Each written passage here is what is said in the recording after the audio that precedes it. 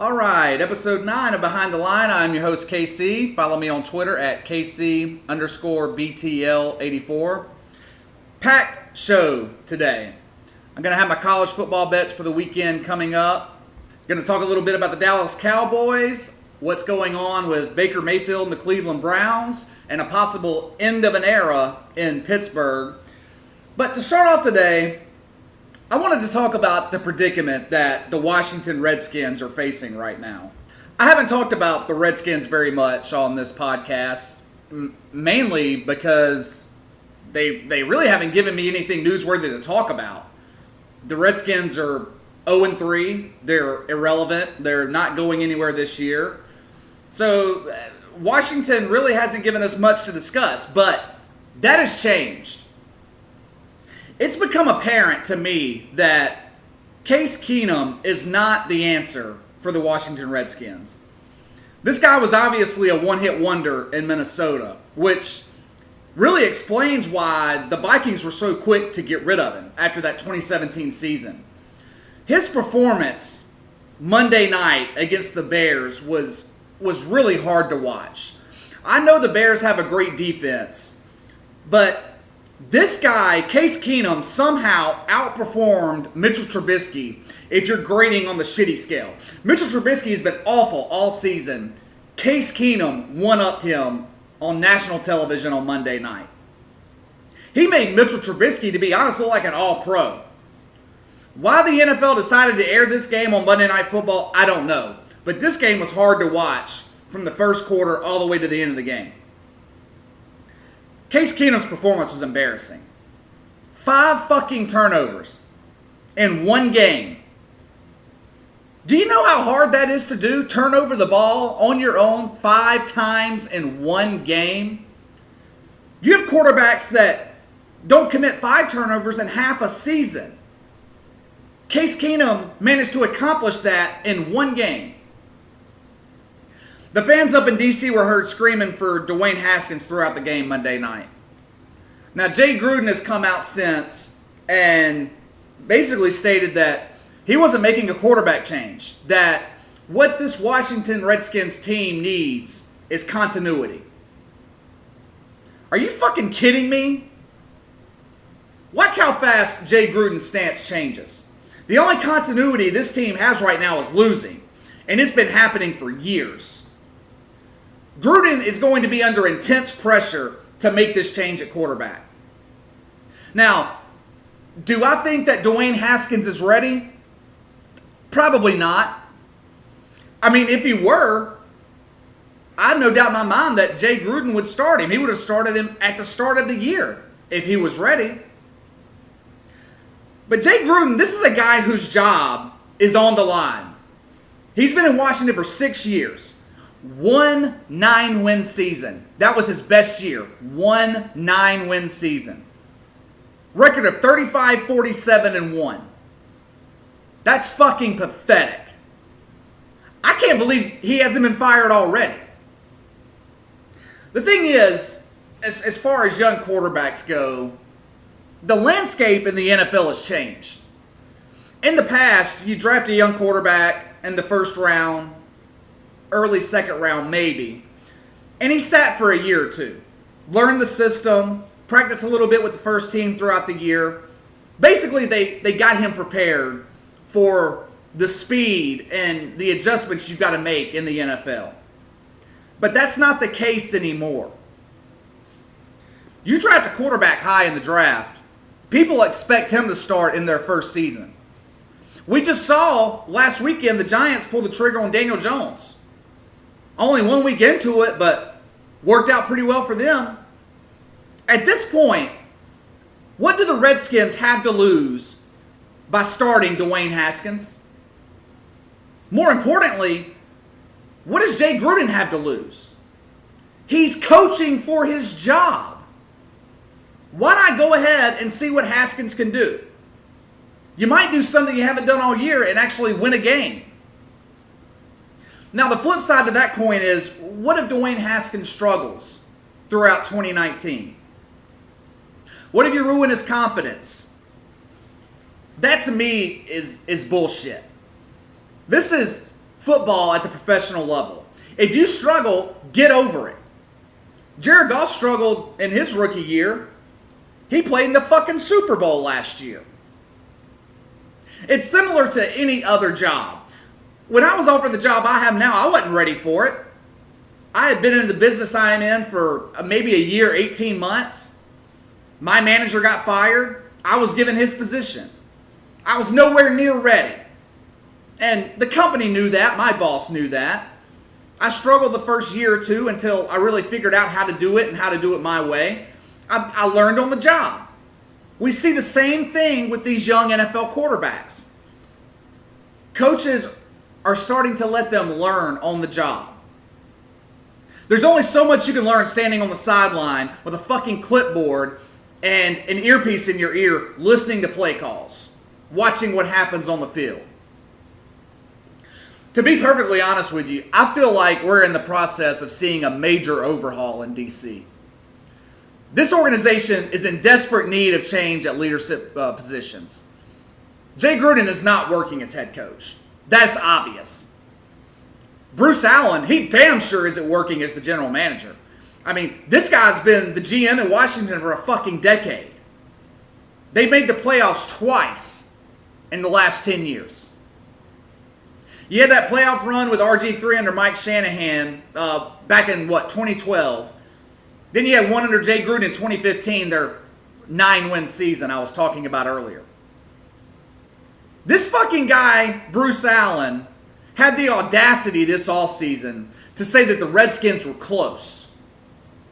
Close to what? Getting the number 1 pick in the draft? Because that's where they're headed.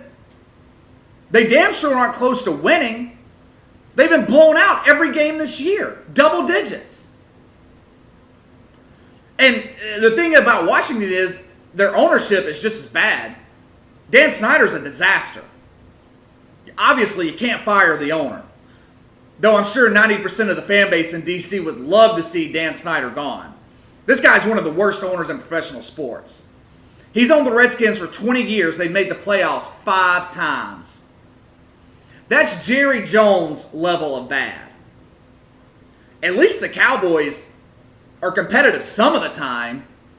Washington is just a complete dumpster fire and has been that way for a long time. Speaking of the Dallas Cowboys, they're receiving a lot of praise in the media at the open of this NFL season. The first 3 weeks, it seems like you can't turn on ESPN or Fox Sports 1 and not hear about how great the Dallas Cowboys are. You know, I've always wondered why they were called America's team. How can the most hated team in the NFL be America's team? People hate the New York Yankees, but the New York Yankees win. Same with New England. Hated because they win. The Dallas Cowboys never fucking win anything. This team is hated mainly because of Jerry Jones and their annoying fan base. Hey, you know the fans I'm talking about.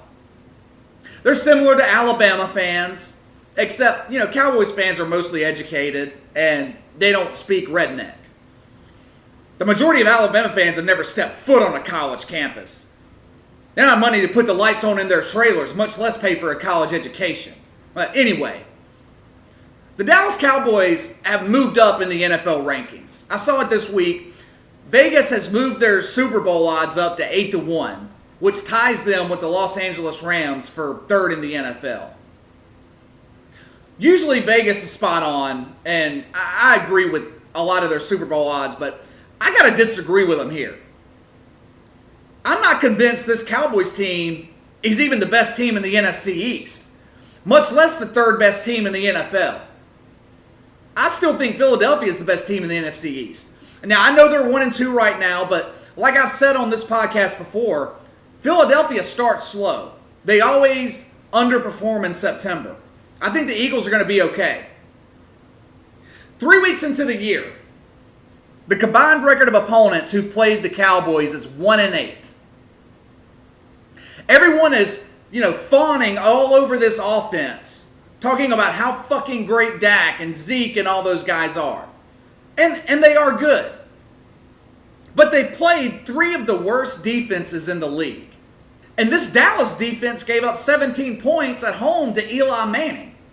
21 points to Case Keenum, the guy I just buried who looked like shit on Monday Night Football. It allowed the Miami fucking Dolphins to hang with them the entire first half last Sunday at home. And this is the best team in the NFC? Really? I'm not a believer. To be perfectly honest, I think Dallas gets their first loss of the season this Sunday night in New Orleans. This Saints defense is legit. And they get after the quarterback, especially when they're in that dome, as loud as it is. Even with Drew Brees not playing, I feel like the Saints handle the Cowboys this weekend. All right, it wouldn't be a proper show if I didn't at least have a Baker Mayfield story for you. This guy just can't help himself. Rex Ryan had some criticism for Baker Mayfield Monday morning on ESPN. I think he was on Get Up with Mike Greenberg, and he was talking about how talented the Browns offense was. You got Odell Beckham, Jarvis Landry, Nick Chubb. But when he got to Baker Mayfield, Rex Ryan said he's overrated as hell. And he's absolutely right. I've said Mayfield was overrated on this podcast several times. In the grand scheme of things, though, this criticism really isn't a big deal. Most quarterbacks in this league would ignore something like this, but not Baker Mayfield. Baker Mayfield came out Wednesday when his little conference with the media, and he said, I quote, "It's whatever. In the wise words of Freddie Kitchens, if you don't wear orange and brown, you don't matter. And Rex Ryan doesn't have any colors right now for a reason, so it's okay." End quote. Fucking really? For one, I've never heard Freddie Kitchens say anything that I would consider wise. I know it's a small sample size. We're only 3 games into his head coaching career, but he's one of the worst head coaches in the NFL right now. But what I have a real problem with is Mayfield even acknowledging this. It shows me it bothers him. It shows me that he's paying more attention to what's said about him in the media or on Twitter than perfecting his craft. He even acknowledges that blocking out criticism is difficult for him. Quote, "It's something you really had to be conscious of because you're surrounded in an environment where you hear a lot of things. Stuff pops up on your phone or stuff is on TV. People talk.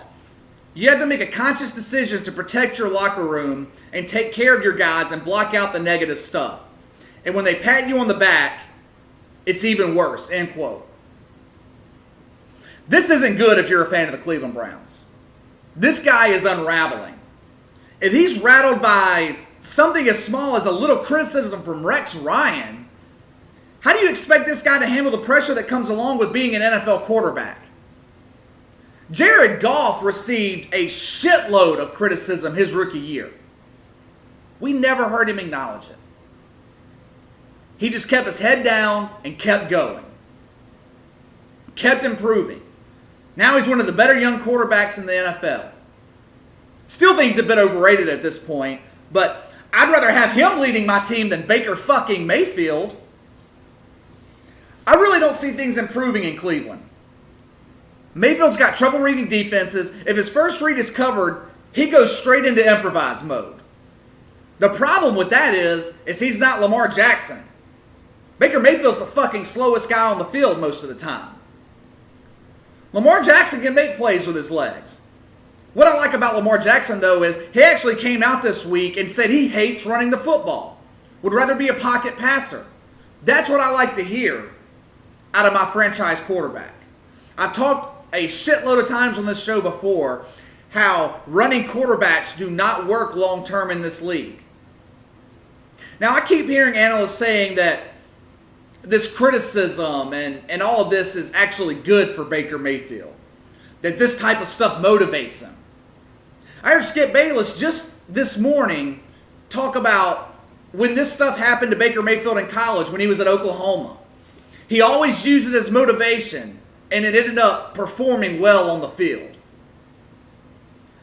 You know, Bayless is a known Oklahoma homer, and he really doesn't hide his undying love for Baker Mayfield. So we'll just get that out there. But here's the thing. This isn't college football. This is the NFL. I said it before the season started. Because of all the hype that Mayfield and the Browns received in the offseason, every team they played this year was going to give them their best shot. Defenses would come in wanting to punch Mayfield in the mouth. We've already seen that twice through the first 3 weeks of the season. In week 1, Tennessee absolutely dominated the Cleveland Browns at home. It's only going to get worse. Like I said on Tuesday, this team realistically could be 1-6, 1-7 going into November. The thing is, what is Baker Mayfield going to do then when the media criticism will be at an all-time high and he will have a pissed-off fan base? These fans of the Cleveland Browns came into this year really believing that this team was playoff bound. Some even believing they were Super Bowl bound. So you're going to have a lot of disappointed people in Cleveland if this Browns team is 1-7 going into November. And I went over the schedule on Tuesday. It's very realistic that that can happen. They've got a brutal stretch these next 6 weeks. Another team in the AFC North that's struggling, and I feel like this team's coming to the end of an era, is the Pittsburgh Steelers. For only the second time in the Mike Tomlin era, the Steelers have started out the year 0-3. Unlike 2013, though, when they were 0-3, they don't have an Antonio Brown or even Big Ben to help elevate this team. Nor do I think they have the defense to do so. I feel like it's time in Pittsburgh to blow this thing up and start over. Now, I know the Roonies are slow to let go of head coaches. They've only had 3 coaches in the history of this franchise. But I really feel like it's time for the Pittsburgh Steelers to move on from Mike Tomlin. I was surprised that they brought him back after the debacle that was the 2018 season. That season last year in Pittsburgh was a fucking disaster.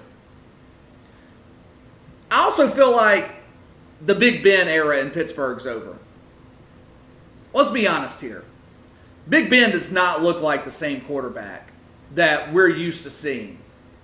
He had his moments last year, but he just doesn't look like the same guy. He only played a game and a half this season, and he was god-awful.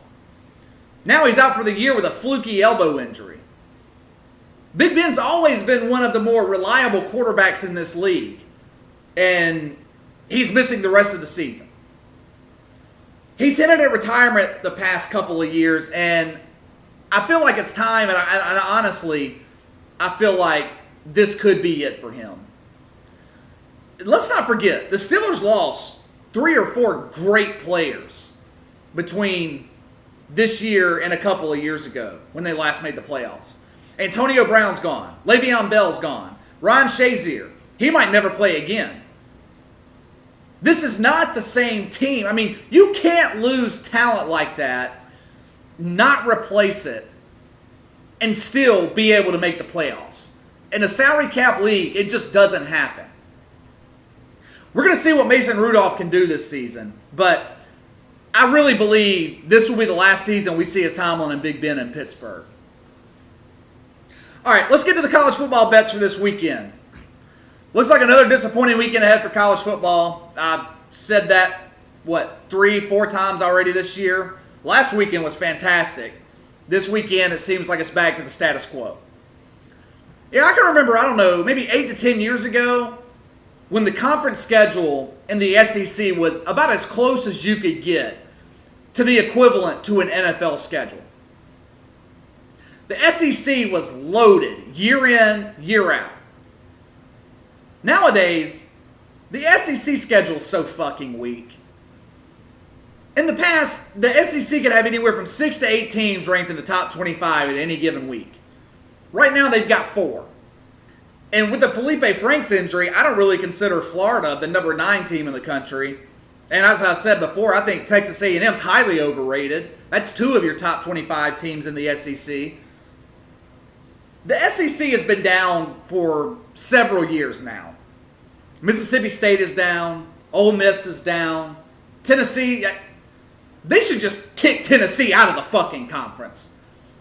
Players are jumping off that Titanic in Knoxville in a hurry. They've already had, 5 players put in transfer requests since the start of the season? We're still in fucking September. These kids can't get out of Knoxville fast enough. That program in Tennessee has been an embarrassment for so long. They should just put them in the Sun Belt Conference and let them compete with teams that are equal to them. Right now, I think Tennessee would go winless in the Sun Belt Conference. They are that big of a clusterfuck.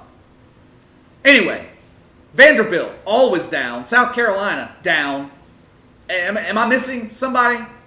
Whatever the fuck. Who cares? Point is, the whole fucking conference is a heaping pile of garbage right now. I don't want to hear anyone saying how tough the SEC is anymore. Outside of Alabama, Auburn, and Georgia, LSU, this conference is as weak as it's ever been. I've been saying it all year. Get rid of these damn conferences and let the top teams play each other throughout the regular season.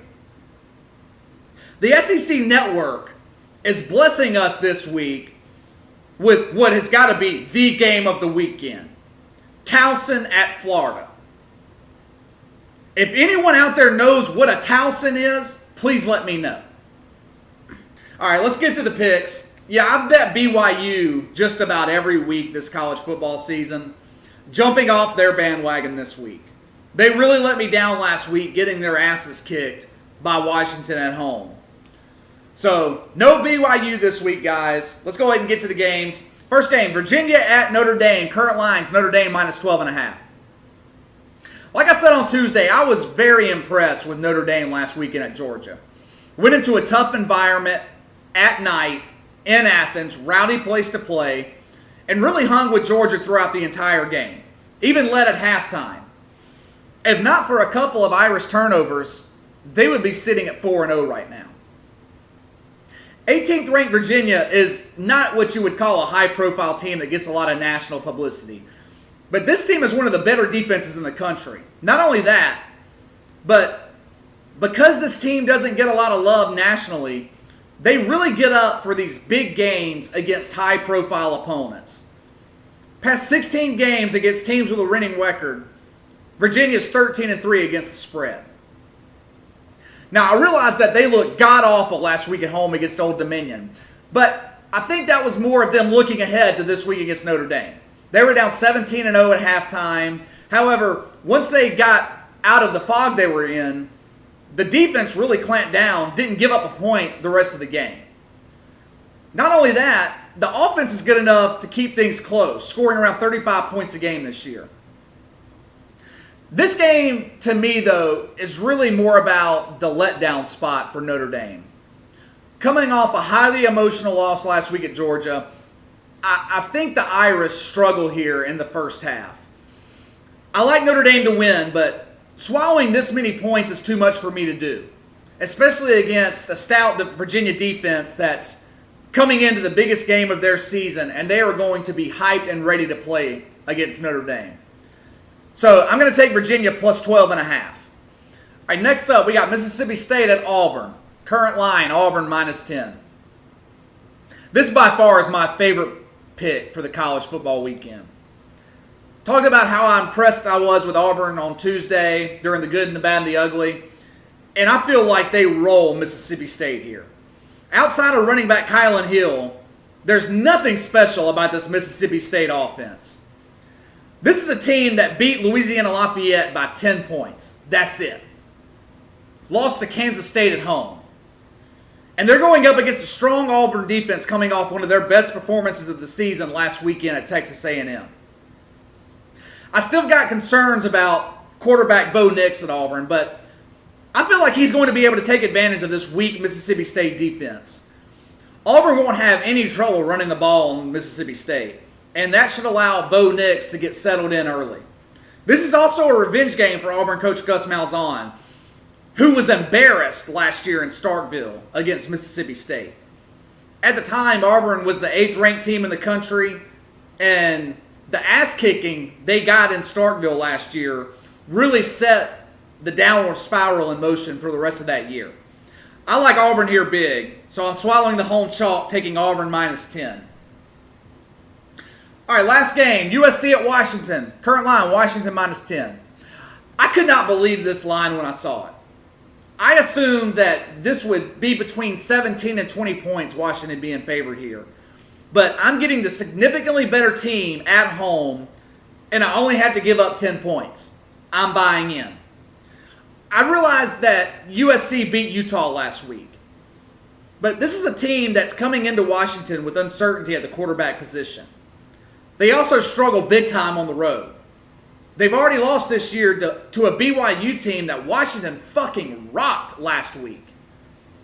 I was riding high on BYU, and the Huskies brought them and me back down to earth.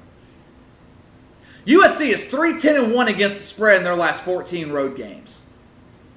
The win against Utah at home last week was impressive with a third-string quarterback, but I feel like they are being way overvalued here. Washington quarterback Jacob Eason is the real fucking deal, and he should be able to decimate this weak USC secondary. In my opinion, Washington is the best team in the Pac-12. 5-2 against the spread their last 7 games. I feel like they pull away in the second half here and they roll USC. Going to go take Washington -10. To recap, Virginia plus 12.5, taking Auburn -10, taking Washington -10. Really like the college football picks this weekend. This is the most confident I've felt in my college football picks all year. I'll be back Saturday morning with my NFL plays for the Sunday. Follow me on Twitter at KC_BTL84. Hit the like and subscribe button on YouTube or whichever platform you're listening on. Leave me a comment in the section below. Share your college football picks with me. I'll see you guys Saturday morning. Have a good Friday.